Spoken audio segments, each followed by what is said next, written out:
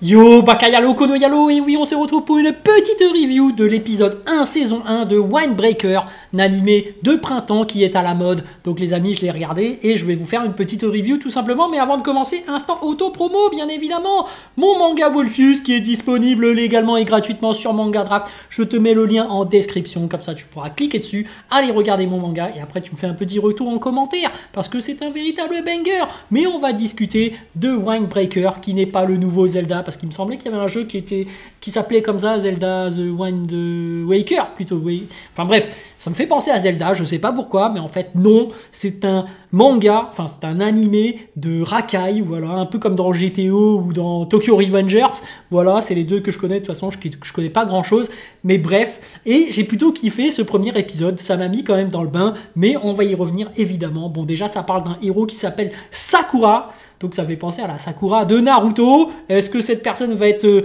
ridicule et inutile? Non, en fait non. Quand même, forcément, parce que c'est le personnage principal. Mais tout de suite j'ai pensé à Sakura. Bon, le personnage apparemment fait aussi penser un peu à Shoto, parce qu'il y a deux faces de son visage qui sont différents. On voit qu'il y a un côté où il y a des yeux qui sont d'une certaine couleur et de l'autre côté c'est différent. Et même au niveau de ses cheveux, tu as une partie blanche et de l'autre tu as une autre coloration. Et c'est pour ça que dans le passé, cette personne-là se faisait harceler. Et là, j'ai une petite question à poser, mais qui n'a rien à voir forcément avec cet animé. Mais Mademoiselle Soso, la youtubeuse, est-ce que, je pose la question, est-ce que de par hasard, elle ne serait pas harcelée parce qu'elle a les deux couleurs différentes de cheveux, là, qui séparent en deux? Est-ce que c'est ça qui fait que les gens harcèlent les gens, hein? C'est pas bien. Il ne faut pas harceler les gens. Donc je le répète, pas de harcèlement, pas d'insultes, pas de menaces de mort, ce n'est pas bien. Donc voilà. Et donc voilà, cette personne Sakura, juste par rapport à sa différence, et ben c'est pour ça que cette personne-là se faisait harceler. D'ailleurs Sakura, je me demande s'il y a des noms masculins et féminins, parce que tu vois, Sakura, ça me fait forcément penser à féminin, quoi. À chaque fois qu'il y a une Sakura, c'était une femme. Et d'ailleurs, on se rappelle que dans GTO, il y avait une femme qui avait des yeux de couleurs différentes aussi, et c'était une expérience génétique. Et là, je me demande, par rapport à ce héros Sakura, est-ce que ce serait pas une expérience scientifique, une expérience génétique qui fait que ça aurait muté, ce qui expliquerait que cette personne soit forte au combat?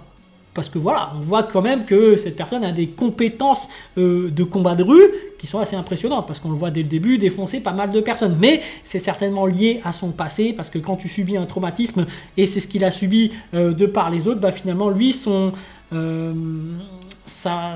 moyen de défense, bah, c'était de s'entraîner et de tabasser les gens.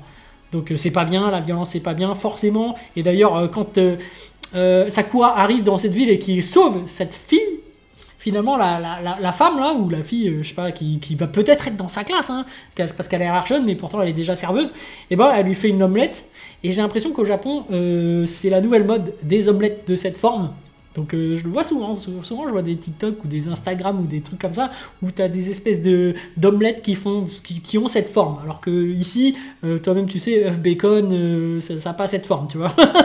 C'est des œufs voilà, à l'arrache ou les œufs brouillés, mais il n'y a pas des œufs de cette forme-là. Mais je sais pas pourquoi je parle de ça, bref. Et ce qui m'a troublé aussi, c'est que lorsque la fille lui a cuisiné l'œuf, donc ils entament une discussion, le gamin qui dit qu'il rentre au lycée lui dit: j'ai une ambition de devenir la plus grande racaille de tous les temps. Et la meuf lui dit: non, tu ne pourras pas, et elle lui donne des conseils parce que t'es tout seul.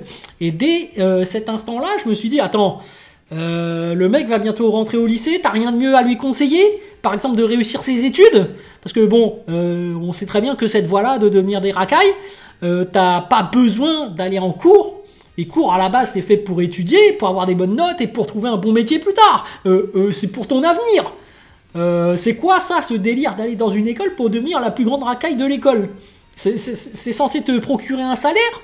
Comment ça se passe au Japon? Je comprends pas. Je comprends pas ce délire. Et pourquoi cette fille lui conseille ça? On sait très bien que les racailles ne sont pas les personnes les plus riches du monde, hein. Franchement, si tu veux vraiment devenir quelqu'un qui a un avenir radieux, moi je te conseille de réussir tes études. Voilà.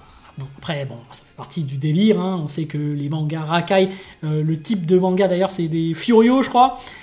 c'est un peu le même, c'est souvent le même scénario hein, de base. Les gens vont à l'école pour devenir les plus grandes racailles de leur lycée, et du coup il y a une certaine réputation, et du coup ça leur permet ensuite de devenir des mafieux, donc peut-être des yakuza plus tard. Donc on voit vraiment que c'est une voie d'orientation qu'on te permet de choisir à l'école, tu vois.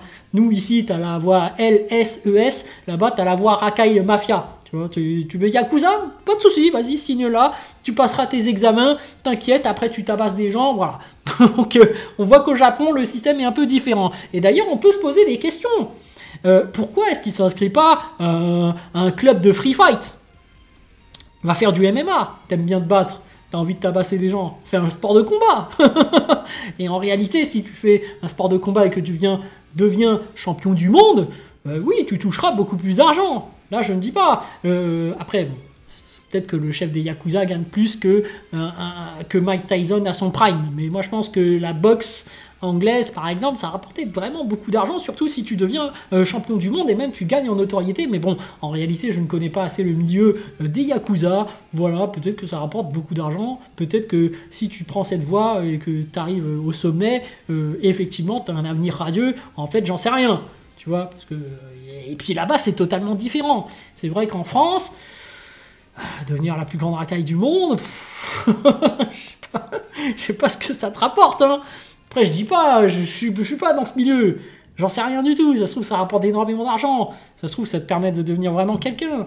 Mais voilà, vaut mieux devenir astronaute, vaut mieux devenir président de la République, tu vois. Si tu réussis tes études, peut-être que tu pourras devenir président de la République. Et encore, bon, être à la place de Macron, tu vois bien que c'est pas extra non plus, hein, à part te faire critiquer par tout le monde. Les Français ne sont jamais contents. Donc, bon, en vrai, c'est compliqué déjà de base de trouver sa propre voie. Je ne savais pas que être racaille, c'était une voie, une perspective d'évolution au niveau scolaire. Donc, bon, apparemment au Japon, ça l'est. Et quelles sont les valeurs que veulent enseigner ce manga, hein, finalement? Est-ce qu'il ne faut pas faire d'études, ou plutôt il faut aller en cours pour devenir une racaille et empêcher les autres de bosser?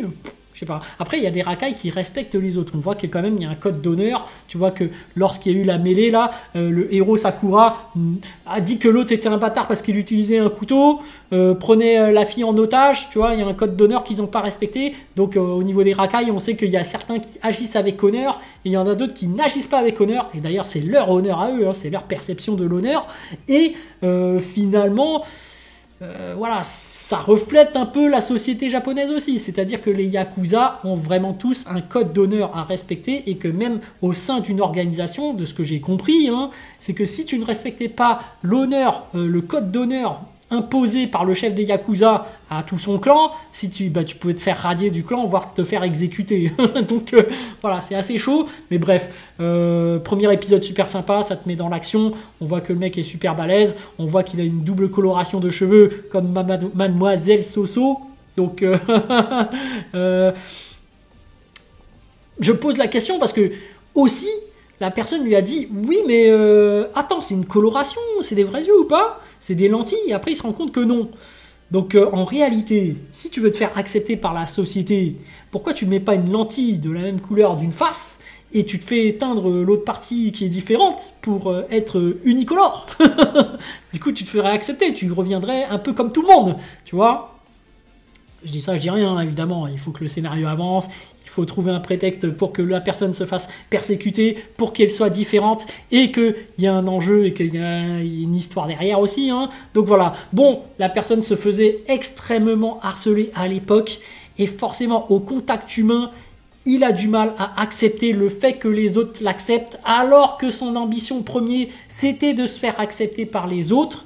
Mais à force de se faire persécuter par les autres, il en a pris l'habitude. Donc c'est une sorte de syndrome de Stockholm un peu différent. C'est-à-dire que tu es tellement habitué à ce que les gens te détestent que finalement tu aimes quand les gens te détestent. Et d'ailleurs ça te trouve un prétexte pour pouvoir leur casser la gueule. Donc c'est un peu ça le délire avec ce héros. Mais finalement il se rend compte que les gens l'acceptent. Donc il se dit « Ah merde, finalement j'ai du mal à communiquer et à parler avec des gens normalement. » parce que de base j'ai un trouble psychologique et j'ai du mal à sociabiliser. Mais finalement c'est un peu ça le but de cet animé, j'ai l'impression, c'est que le héros parvienne à sociabiliser, à se faire des amis, et que voilà, à la force de l'amitié, toi-même tu sais, dans les mangas, c'est un peu le but premier l'une des valeurs qui t'est donnée, qu'on essaie de te transmettre. Mais bon, après on va voir comment ça va se tourner au niveau du Furio, de ce Furio, mais voilà, moi je n'ai pas vu la suite, je découvre. Premier épisode de cet animé, plutôt intéressant. Moi j'aime bien, il y a des bonnes animations, on voit le mec qui est capable de tabasser plein de monde, donc c'est un peu irréaliste, mais ça fait partie du classique des Furios. On voyait déjà à l'époque GTO qui était quand même un surhomme, qui était quand même capable de battre plein de gens au Onizuka, hein. Donc il défonçait plein de monde. Et je pense qu'il y aura aussi un délire de biker, hein, parce qu'au Japon, les Furios, c'est souvent des gens qui aiment bien manier la moto et faire des courses de moto. Après, j'en sais rien en réalité, peut-être que ça a tourné d'autres choses, mais il y avait des trucs quand même impressionnants, hein. Le mec qui casse sa batte de baseball, enfin qui arrive à la tordre, et tu te dis wow, pourquoi t'as fait ça d'ailleurs? T'étais tellement énervé que tu l'as fait, mais en réalité elle pouvait te servir d'arme. Et on voit aussi que malgré le fait que ce sont des surhommes, le héros finit par se faire entailler un peu la jambe et qu'une petite blessure et c'est terminé.